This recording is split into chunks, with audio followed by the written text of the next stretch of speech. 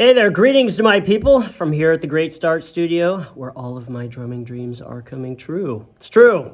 So this is where I'm shooting a video of the entire instructional series here in the studio, the 13 volumes of the London's Great Start Drum Set series. It's printed and the Kindle versions are available on Amazon as well as on my website, which is London's Great Start Drum Set. You can go there and check it all out. All my new videos from the studio will be available on that website for online lessons. Today I'm going to be talking about revealing some of my original drum heroes, what I call the Artistic Influence series. Drummers that I can actually see some of their playing in mine, that they've influenced me to that level. Drummers who truly changed my playing for the better, all the way through. There's some influence there in my actual hands and feet when I play. If in the studio, if I made posters of all the tribute, as a tribute to all the people, it'd just be every inch of every wall would be covered. It's just that these are the ones that have really, really influenced me in some foundational sort of way. So I made these posters as a tribute and a reminder of these great players. They're in my office. I'll be showing you. There's just too many to cover them all, but a handful that have really actually, I can see in my playing. There's so many great players who have inspired me in my drumming, but these are the select ones that have some way become a part of my style, my diversity, my teaching, my writing, and helped me develop my unique voice, which is a hard thing to find. You have to really listen inside. So anyway, enjoy the whole Artistic Influence series, and I'll be running them down, and I'll see you at the end.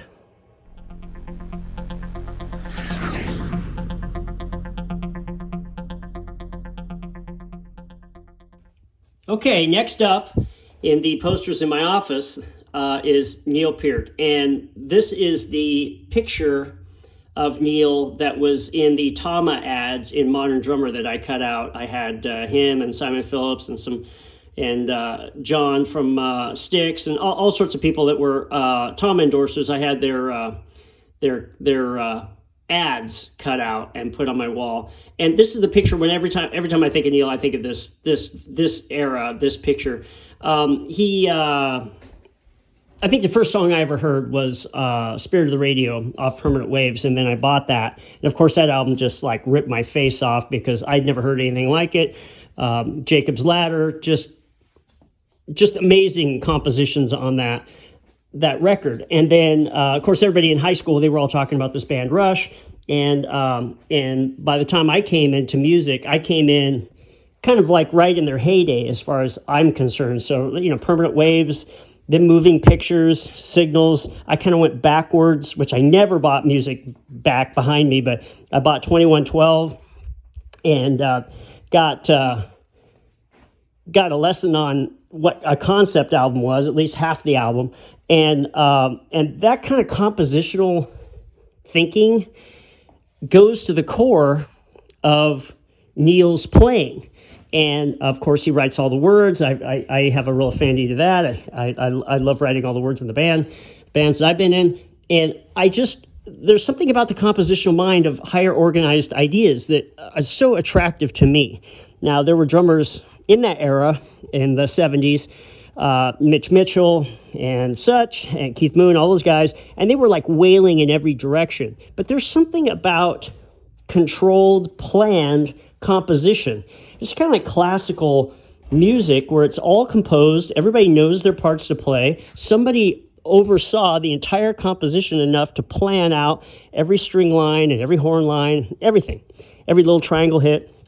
And that's how I thought of Neil's playing then. And then, of course, he went on and reproduced every song meticulously the same way that he recorded them, for the most part, throughout his career. And that is so attractive. I don't know why I'm so drawn to that, but I just love the idea that every note was intended, every note was chosen out of all these other notes.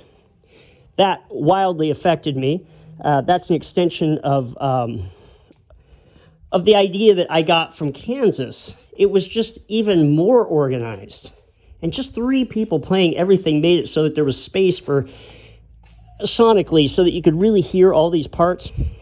I fell in love with it, of course. And so those records, I can't say enough about the impact of Permanent Waves, Moving Pictures, and Signals. when I heard Digital Man, I love that. I love Analog Kid. I just love that era. Now, that doesn't mean I didn't like anything before, of course. I bought all that later, and then to see their evolution forward. And then I bought, of course, all the way into Hold Your Fire and such, Power Windows. But it was that era of those three records that really, really affected me. I wrote Neil through Modern Drummer when I wrote my very first double bass book way back. It was called Quick Kicks, and he was very kind. He sent me a couple of postcards about it, and I sent him a copy. It was just very cool. I have it here in the studio, and I just can't say enough about his influence. And then, of course, his passing was one of those monumental things that hit me as a drummer, of course, in a way that nothing else could have hit me like that. You know, I suppose for guitar players, it was Eddie Van Halen. For me, it was Neil, and that really affected me. It was like when Prince died. I was like, what? This is, you're kidding, just hit me totally out of the blue. So Neil's contribution to my playing is an organizational one, and even his solo, right, that even morphed through the years, it was very composed, and all those words are very chosen, very specifically, and I love that. It spoke to me as an artist, and that compositional sort of mind is what is the result of how I think in my art. So it reflected to me greatly and spoke to me volumes back then, even though I struggled to try to figure out how to play it. The Neil is the poster child, so to speak, of an idea where as soon as you get the record, right, you're waiting for this next record, you get the record, and then you're like, what is this fill? What is this groove? And then you go over the top trying to figure out how he's playing it, right? We didn't have the videos then, so we had to kind of really imagine where this hand is, and by deduction. And then you go, oh, he's having his right hand move over to the bell and back to the snare. And as soon as you figure it out, at least for me, as soon as you figure it out, you're like, okay, that was his composition, right? That's his art. Now what are you going to do? And that difference reflects in so many players, because some people land there and they reproduce what some other drummer, their favorite drummer, did, and then they feel really, satisfied in that they are playing kind of in the master's shoes in a way. And then for me, though, the immediate thought, as soon as I'd figure out how to go down the toms, I'd go, okay, now what are you going to do with that idea? That was his idea, but what are you going to... So I've just got this thing where I just want to speak as an individual. That's what he did. That's what he did. Like, once again, I love that quote that says, we seek not the masters, but rather we seek what they sought. And what they sought was to just be free enough to speak their expression as an artist, their expression. They didn't copy anybody. They just became who they were. And so Neil's got a big stamp on my life from an early age. So just from my heart, thank you, Neil.